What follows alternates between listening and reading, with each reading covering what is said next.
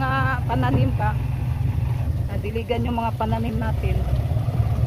Si Junjun.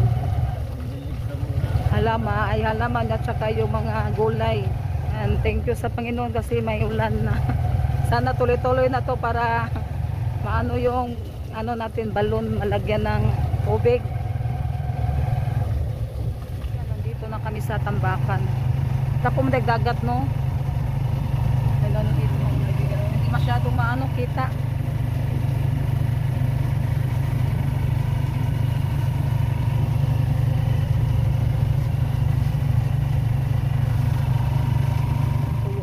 At saka yung uyap. Mas mula 65.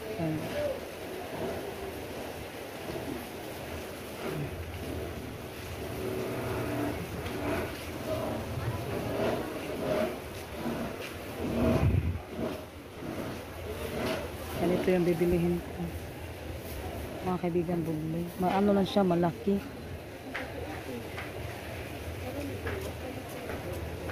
Mangsi.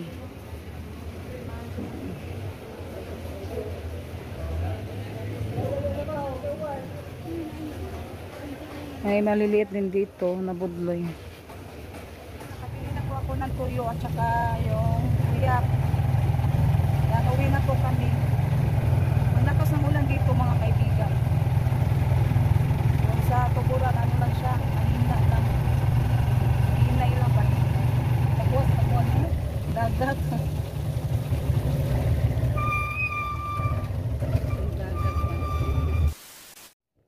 Hi mga kaibigan, magandang hapon po sa inyong lahat. Yan mga kaibigan, magluluto po ako ngayon ng ampalaya. Yan, ito naman yung napitas ko dun sa garden mga kaibigan.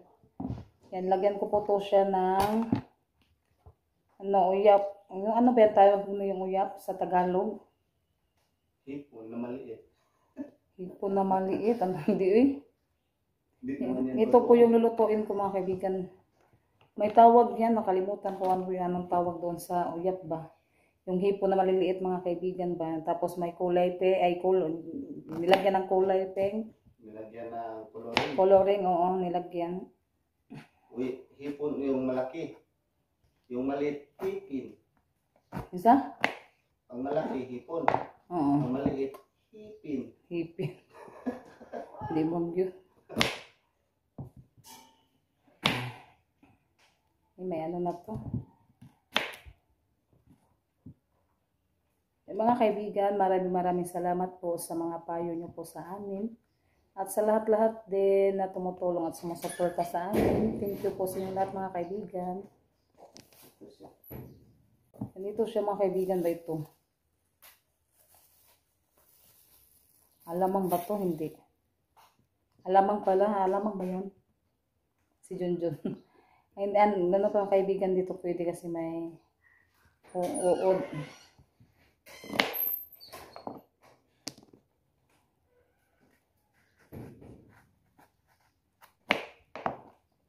Yan, minsan makalimutan ko kung anong Tagalog sa mga kaibigan ba.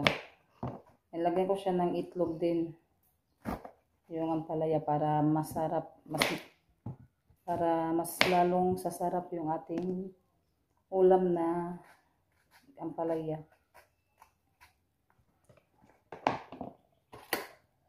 Yan, kunin ko muna yung mga buto-buto mga kaibigan, yung liso.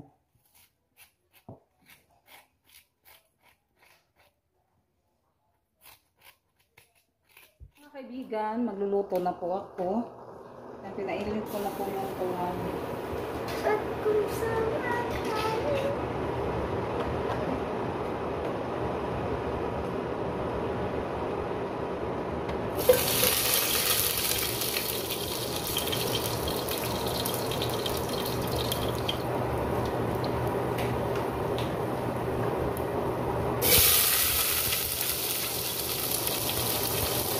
ito na po yung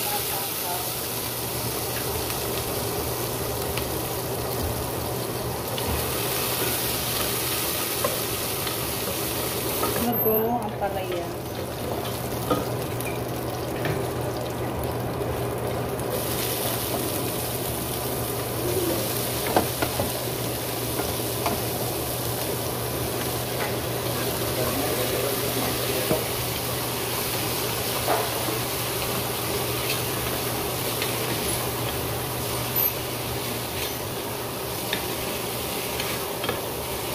Ito muna natin.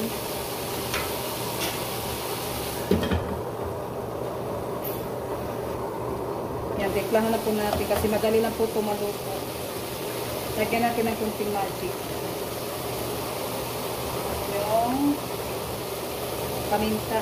Huwag mo na lagyan ng asin dahil maalat yung hipon. Mabasag pa naman yung hipon. Tapos lagay mo yung hipon. Ano lang ito, pinakalo po. Kapag sobrang luto naman, Lahati ka lang ito. Lahati lang mo. Hindi natin tapusin.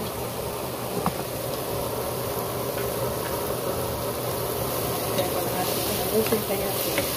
lagyan mo ng itlog isa. Ito ka lang.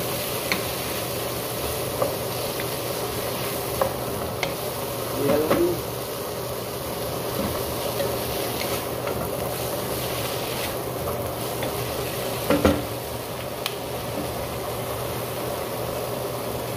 Sa dalawa. Ayun.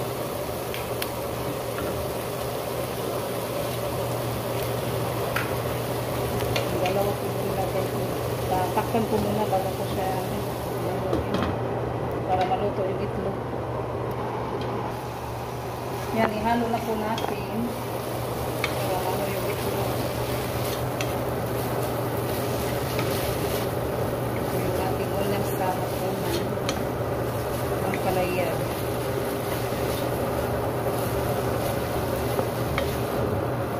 Ayan, luto na ito mga kaibigan. Ayan na natin i-off na. Kaibigan, naluto na po yung ampalaya. Kaibigan, natapos na po ako sa pagluto ng ulam. Ayan, maraming salamat po sa lahat na nanonood sa channel namin. Thank you po sa iyong lahat mga kaibigan. Hanggang sa susunod na video. Bye-bye. God bless po sa iyong lahat.